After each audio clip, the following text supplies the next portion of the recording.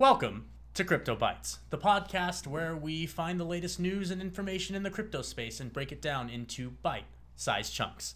I'm your host, Nick. And I'm Rob. And remember, everything we're about to say is not financial advice. However, I would recommend looking into Million Token. But what his advice is, ping that bell, click that subscribe, and Detroit smash that like button. Plus Ultra, my friends. And on today's news, we bring up game theory and Bitcoin adoption around the world. If you ever want news to be swept under the rug, you release it on a Friday afternoon. And we had probably one of the biggest news in Bitcoin for the week, and that was an Israeli sovereign wealth fund dropped $2.3 billion into Bitcoin. And this was a week after a Russian sovereign wealth fund dropped a couple $1 billion into Bitcoin. So actually into Bitcoin, not into their own digital stable coin that they're all trying to develop? Buying Bitcoin. Really? Buying Bitcoin, yes. So these two are just dominoes in the greater Bitcoin adoption theory that we're experiencing. We're seeing it right off the bat right here. Personally, I don't think it's so much a Bitcoin adoption, more so a crypto adoption. I think Bitcoin just happens to be the crypto that they're kind of latching onto right now, because when I look at these countries, I see that they're all trying to really develop this stable coin. And I think that that might be what all of this Bitcoin's going to be about, but this can only all be speculation at this point. Well, again, that's all part of the crypto, well, it's not really crypto, the Bitcoin game theory. It's all part of the what's going to happen. These countries, they're going to try to do their own crypto stablecoin, try to pit it against Bitcoin, but theory says that's going to fail and Bitcoin's going to rise above all. Well, Pandora's box is definitely open on this one. Bitcoin may be the first, but I personally don't believe it's going to be the end-all be-all when it comes to full adoption of a cryptocurrency on a global scale. And I say this because historically and even currently, Bitcoin is very, very difficult to use as a means of tender to settle debt. I'm going to say no on that, and here's why. Lightning Network makes it really easy for people to use Bitcoin between person to person and between a person and a business. It brings down the fees and it makes the transaction quicker. Well, how do you feasibly get a wallet and get the obviously it's going to be Satoshi level of Bitcoin to these people to actually spend on this Lightning Network? And then can this be scaled out to something that can be done in a brick and mortar or a box store? Can you talk about having real point of sale transactions, stuff like that in a Bitcoin world? Yes. And all you have to do is download an app on your phone. And these are what people are doing in a place in El Salvador called Bitcoin Beach. Well, tell me more about Bitcoin Beach. I've only recently heard the name Bitcoin Beach, but I don't know much about it. Again, you can think of Bitcoin Beach as another domino in this game theory, a previous domino that already fell. So Bitcoin Beach is a region in El Salvador that it's one of the poorest areas in El Salvador, but it's a prime real estate next to a beach. A lot of people go surfing there. And they had a hard time trading between each other because dollars are scarce. They're kind of hard to use, and people don't have bank accounts. So how are you going to store these dollars in a safe? You're going to get robbed. So this guy called Jack Mahler, who is the CEO and creator of Lightning, the Lightning app. It's basically an app where people can send their Bitcoin to. It's a layer 2 solution. And then within that app, they can send Bitcoin to each other with little to no fees instantly. So this is one small segment of a country. What about something like Paraguay? So Paraguay, funny thing you brought that up, they teased the hell out of the Bitcoin community. There was a senator that said that he was going to introduce legislation to make Bitcoin like legal tender or something of that nature. In the end, the bill was a flop. The first part just had definitions to what a crypto asset is. Right. Didn't mention anything about Bitcoin. Right. The second part of that bill laid out penalties. if you didn't pay taxes or if you used it inappropriately. Oh, yeah. Buys cold chicken, straight to jail. Buys hot chicken, straight to jail. Basically, yeah. Yeah, so that was a flop there. But we're going to see that in the Bitcoin game theory adoption. That's already been played out. So when let's talk more about the Bitcoin game theory, and let's talk more about the adoption on the country level. We saw the Fed here in the United States come out recently with their information on cryptocurrencies and the digital dollar, specifically CBDCs, and the central bank digital currency. And this is going to be a big term that everyone's going to be hearing about. I'd say relatively soon. Now that you're hearing CBDC, you're going to hear it all over the place, multiple news channels from multiple industries. So this is also part of the Bitcoin game theory adoption. Countries that are going to try to come out with their own coin and pit it against Bitcoin. And the theory says that the CBDCs will fail. And it will fail because there is no limit to how much these countries will print or put digits into their computer system that create these CBDCs. That's a speculative fail, but what if that's not the case? I'm going to play the devil's advocate here, and what if this does work? What if the CBDC is what ultimately is going to replace a paper fiat currency for the most part, because it really is never going to go away, and every country at this point now has their own stable coin? What's the difference between having their own stablecoin now and their own paper currency? It's the same thing. Right. No, I totally agree with you on that. The fundamentals are they're still going to print it into oblivion, and Bitcoin will have and will only have 21 million coins ever minted. True. We know the end date of Bitcoin, and it's going to outlive us. Yeah. So again, this is part of the Bitcoin game theory adoption. And I think one of the biggest reasons why we're seeing this volatility, this drop in the price of Bitcoin this past week, was because we had the Fed and Janet Yellen, the head of the Treasury Department, come out in front of Senate committees, basically saying that Bitcoin has failed completely in being a means of transfer, of bartering, using it as an economic means for transactions. When they lost the plot, they obviously don't understand Bitcoin. They don't want to understand Bitcoin, or they're obfuscating what Bitcoin is. It looks more to me like this is just one of the playing cards moving forward. First, it's Bitcoin can't do transactions, and they'll realize that's a lie. Yeah. And then it'll be, oh, well, we know Bitcoin can do transactions, but it's too slow. Possibly too slow. Oh, yeah, it's too slow. And when that one fails, well, the transactions are happening and they're great, but it's more for criminals. It's more for the underworld. Everyone here's following the Silk Road. This guy buying drugs, Silk Road. Paying his apartment lease, Silk Road. And their news attack, oh, it's not sustainable enough. You're using too much carbon to make Bitcoin. Right.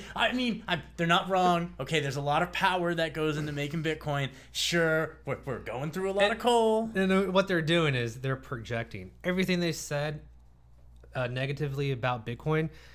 I think you can apply that more.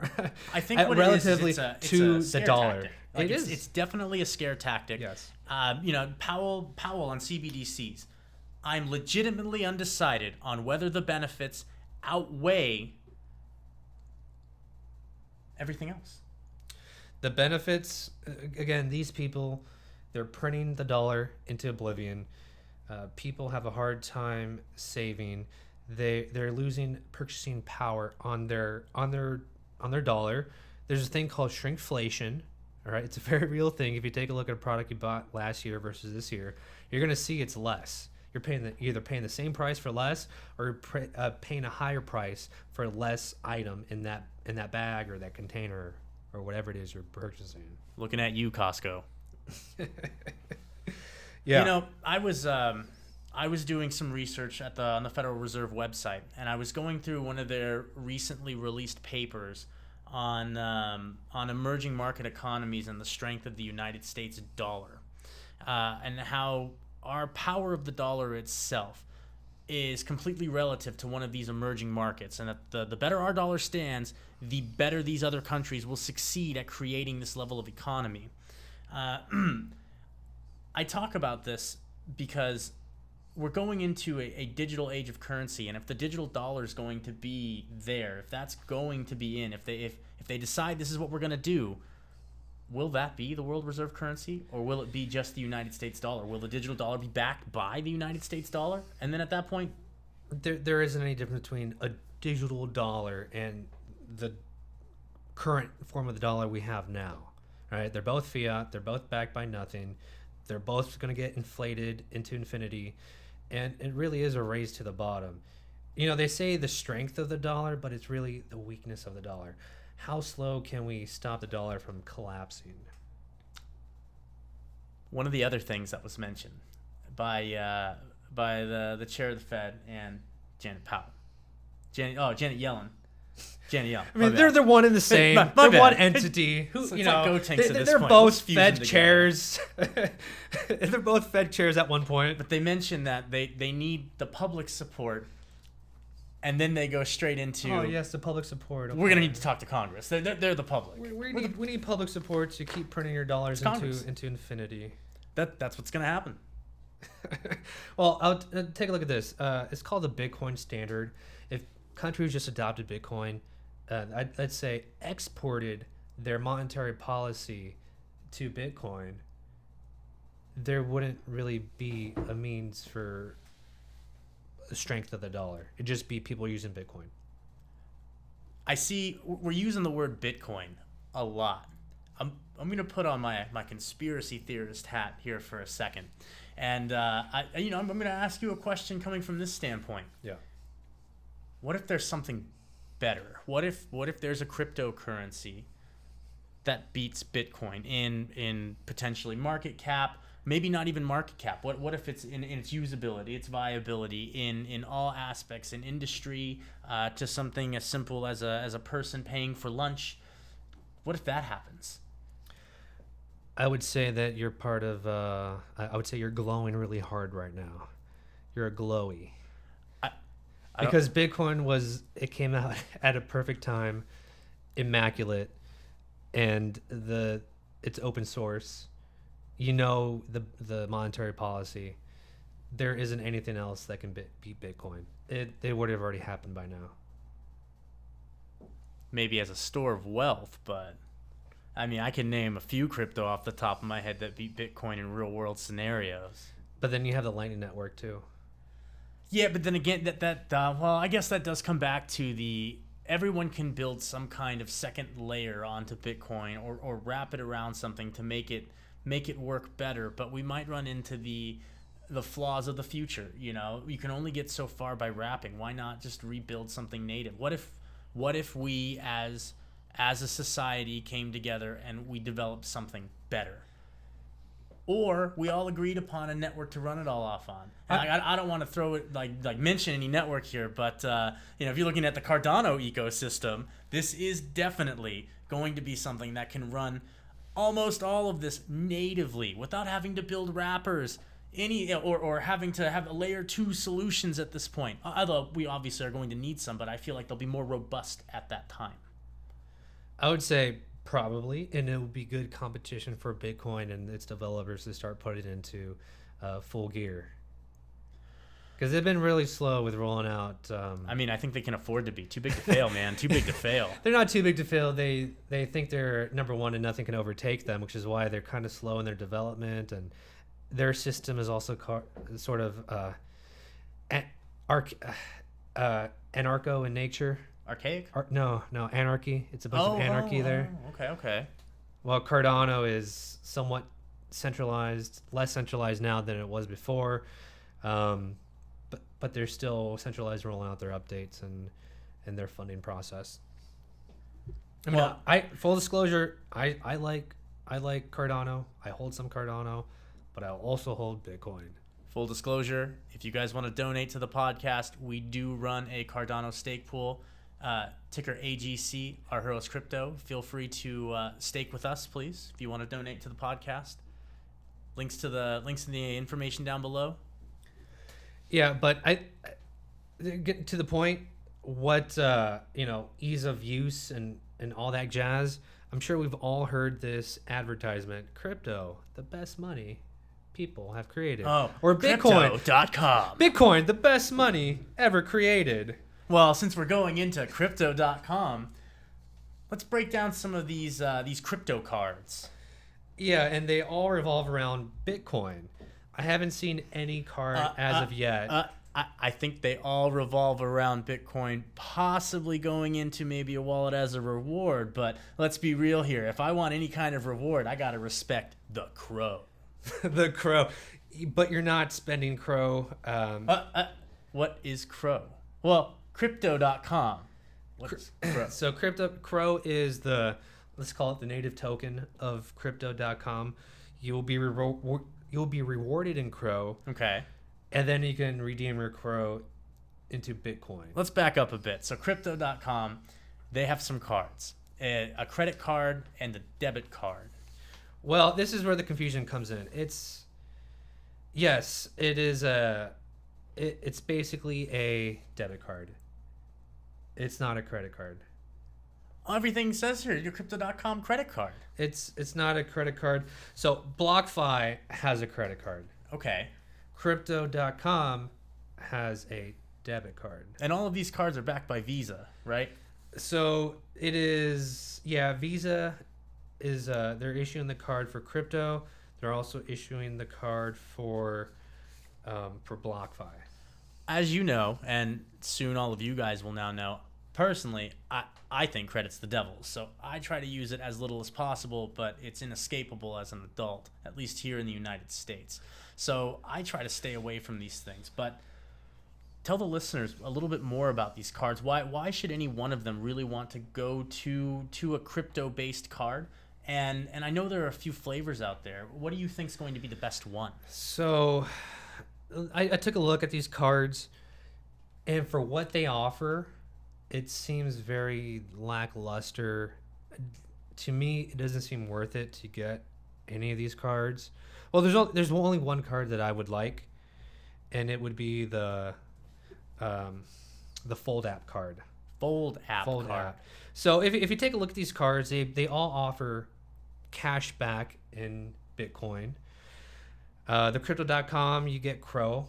You have to stake a certain amount of crow, and these numbers are pretty ridiculous. And tell me more about having to stake this crow. For their basic card, you don't have to hold any crow, and you get 1% cash back. So I can just go, I can apply for this card. If my credit and everything's good enough, they'll give it to me, and it requires nothing on my part to keep it active. I just use it, and I get 1% cash back. 1%, and again, the Crypto.com card is a debit card. So when you say the Crypto.com is a debit card, what do you mean? You have to fill it up with dollars. Well, then why do they call it Crypto.com card? Because they offer you crow, and it's offered by Crypto.com. Buildings burn, people die all the time. You see how Always they kind of respect the crow. obfuscate this and try to get people suckered into their product.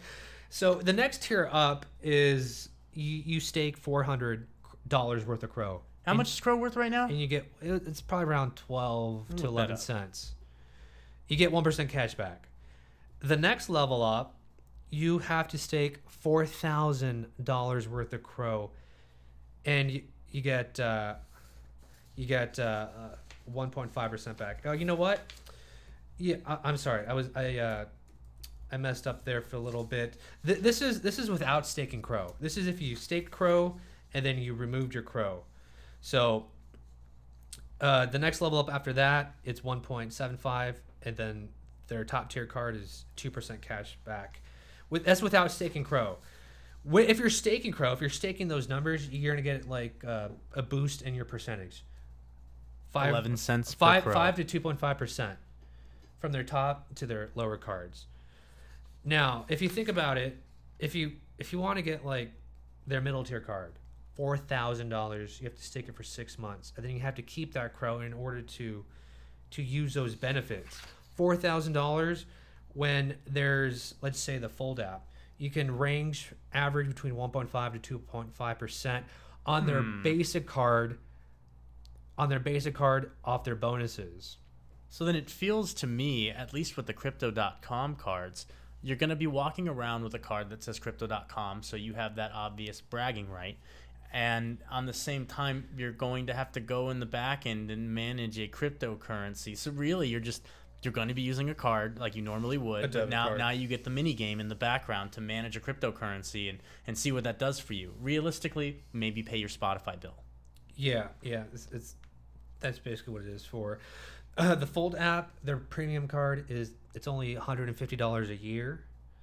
With that, you get a whole bunch of benefits. You get basically 100% cash back on some spin rewards. Mm-hmm. So there's 100% cash back options available only if you win them, and you get better rates on Amazon gift cards. $150 a month on a cashback card. When if you take a look at a traditional credit card like the Chase Sapphire Reserve, it's also it's $550. But if you compare it to their middle tier card, which is the Sapphire Reserve is $95, and the preferred is $95. The reserve is $550. If you take a look at their preferred, $95 a year, you get cash back, and if you have their basic credit card, the Freedom or the Unlimited, you get a little bit more points if you're bringing it up there. And a lot of these cards, they don't give you Bitcoin on the spot when you swipe your card. Mm-hmm. The Crypto.com card and the BlockFi card, they give you the Bitcoin bonus at the end of the month when you get your statement. So if Bitcoin being volatile, one day it might be $35,000 and it might go up to $40,000. And if you swipe that card when it was at $35,000, end of the month is at $40,000, you're going to get less Bitcoin for that offer for that month. If it goes down, you're going to get more. So the good thing about the Fold app is you get your Bitcoin once that transaction has been funded and approved. I personally like the way that sounds, but then again, I don't really like the whole credit aspect, and I probably won't be using their cards. Yeah, if you're just looking for the cashback card, you're probably better off just going for a cashback credit card like from Citi or Chase. And then at the end of the month, when you get your cash back, you buy Bitcoin with it, because that's basically what these other cards are providing. This Fold app is starting to sound really exciting. I know that the credit card's anticipated to be launched here in 2021. And as of right now, the Fold app is used as a debit card. But I am excited to see more in this Fold app credit. If what you're saying is absolutely correct, 100%. Yeah, Fold app I would seems, be looking into that. If you're looking between the Crypto.com, the BlockFi, and the Fold app, it's a little better. That makes sense. I mean, that makes tons of sense. That actually might be something I look into getting. I might be getting a Crypto.com credit card. Psych! Fold app, people! Fold app credit card. Well, again, this also not financial advice, and I should remind you, I believe credit's the devil, so I might not actually get one of these cards. But the thought is there, and it's genuine. Speaking of genuine, can we talk about, can we really break out that big news that nobody's talking about yet? Million token. And the real thing here, liquidity pools. But million token. It's starting to slowly be talked about by these influencers. Millennial Money mentioned it. Living with let me back Lisa, up a bit. Anna mentioned it. If you haven't already heard about it, you should probably go look it up. milliontoken.org. This is something that was brought to my attention earlier this week. It was created by Tech Lead, and it is a liquidity token. There's only 1 million of them minted. There will never be any more, any less, and he's backed this by 1 million USDC. So each million token is worth no less than 1 USDC.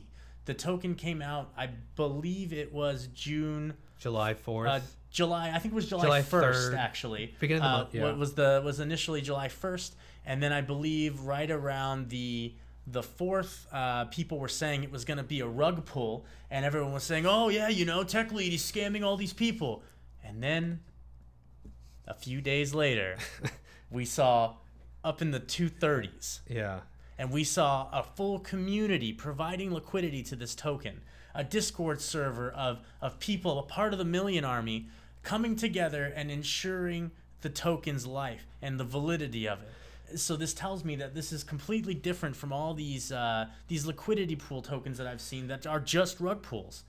Yeah, so tech lead, he noticed a trend in these, for lack of a better word, it's probably the best word to describe them as shit coins. Liquidity pools.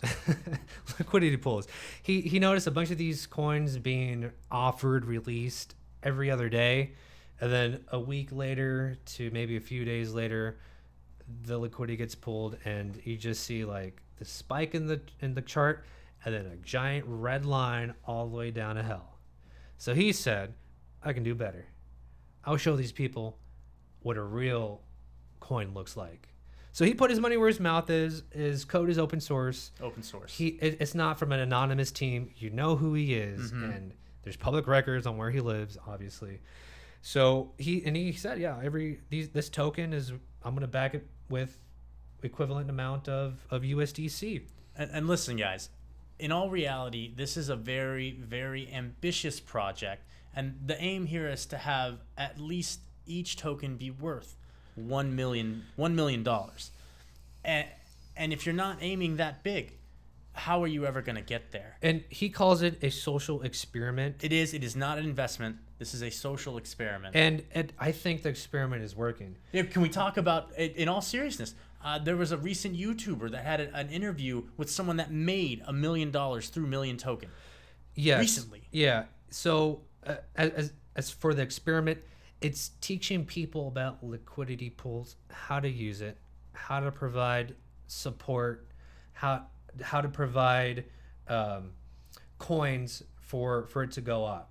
And a lot of people, before this, they didn't know how to provide liquidity. They didn't know anything about how Uniswap version 3 works. Oh, I'm sure a lot of people, this is the first time they've even heard the word liquidity pool. All they're familiar with is HODL! Yeah. HODL! So it's teaching people about a whole new world of crypto, and a thing that I think we spoke about last week, yield farming. Yield farming. That is the great gold pasture of the future. Yield farming. Everyone gets into crypto. Everybody holds their Bitcoin.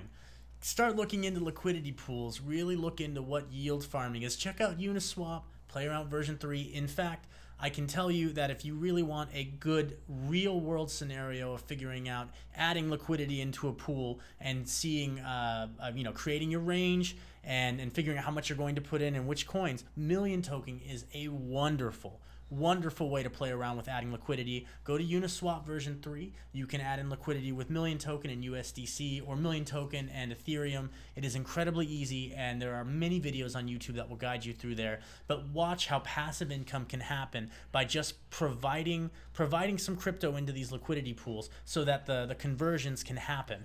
And something like Million Token, with the traffic that it's getting every 24 hours, you're going to see a lot of action, not necessarily high return. That's all going to be dictated on how much you're putting in and what parameters you're putting in for the actual liquidity providing. But you can see it work. You can watch it happen, and you can start to play with it. Again, not financial advice, so don't go in there thinking you're going to make yourself a millionaire off of this. Go in there with the money that you're willing to lose and have some fun with it. Really figure it out. If you put some time, you put some work into it, you could become that next millionaire. Milliontoken.org is the website. Check it out. Don't get scammed. Only click on official links and official contracts. But back to the liquidity pools. Milliontoken.org is a type of liquidity pool. There are many out there, and a lot of them, this is the area of the crypto space where the shit coins live. This is where the rugs get pulled. If people want to make a quick dollar, the gullible also live here. However, there's a lot of money that can be made with someone that's disciplined, and there's a lot of fun to be had in this space with someone that's disciplined, especially if you're really good with numbers. If you find fun in that, it is incredibly interesting. And another reason why I like this experiment so much is because you can also provide liquidity to Bitcoin. Yes. Through the Lightning Network. You can set up channels. You can put your Bitcoin in there. There's different ways of where you can route Bitcoin so it's on the other side to provide a means of transaction. Mm-hmm. And you also get a fee for that. Same as if you're providing liquidity to a liquidity pool on Ethereum through Uniswap. So I would hope that people would get kind of some fundamental understanding of how liquidity pools work on this, and then think, well, dude, I can do that on Bitcoin. I can Well, provide let's Satoshis. you know what? Let's go back one level and let's give them that little bit of fundamental understanding. So let's say I'm regular Joe, and I'm going in. Let's break down and give them an expectation of what it's going to look like for them to actually provide a small amount of liquidity. Sure. So you would probably want to provide it in USDC. So you'd buy USDC from any platform that provides your favorite exchange. Your favorite really. exchange. You get a MetaMask. It's probably the easiest app to use. You connect it to DApp. You connect it to Uniswap, and then you provide a trading pair. So you would buy million token, and then you would provide liquidity to the million token USDC pair. Mm-hmm. Now you'd have to put a proportion of each coin into a range that you're willing to trade in. And the thing you would have to keep in mind is that there's a term called permanent loss. So let's say you set your range between $10 and $20, right? If it's trading at $15, you're fine because you're going to get the daily fee off of that. Right. If that price of the coin goes up above $20, say $25, you're going to get liquidated and you're going to be holding mostly USDC. Okay. Your token will be sold.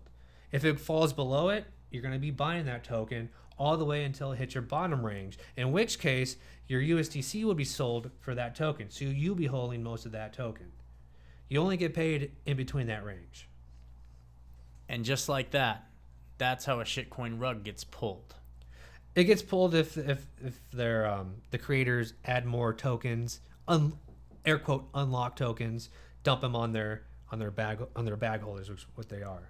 Or they remove all of their backing initial liquidity. Exactly. They remove the liquidity, and then what are you left with? And the price falls to hell, to zero, to the center of the earth. Another interesting thing that I have to bring up when it comes to these liquidity pools is the fact that these are only possible through smart contracts. Smart contracts make this happen, and right now the ERC20 token is a very good standard for the smart contract. However, I can tell you through personal experience when trying to interact with one of these liquidity pools, it's expensive. These gas fees, they're ridiculous. The slippage is nonsense, and it's completely unknown until the transaction's ready. You know what? I want to buy this next liquidity pool token. I believe in this. But when I go to buy it, it's 50 USDC. Sure, let's go ahead and send it over. What do you mean I need $30 in Ethereum right now to do this? Okay, let me just grab that Ethereum, move it over to my MetaMask, and let me transmit this now. 33. Yeah, that's the downside of the Ethereum and ERC20 combo. It's really expensive, and this is why people are already saying Cardano is going to be the place to do these liquidity pools in. Shameless plug. We do run a Cardano stake pool. Please feel free to stake with us, ticker AGC. But yes, I completely agree. If once Cardano smart contracts actually drop, I suspect it's going to shake up the NFT market. I highly suspect it's going to shake up the yield farming market. The yield farming market. I fully suspect more projects to be coming on the Cardano ecosystem because, and really this is just off the top, gas fees are better, significantly better. They're more transparent. It is significantly easier to move on this Cardano network. Oh, and guess what? Yeah. Everything's native. You don't need to keep building. You don't need wrapped ETH. However, there will be conversions.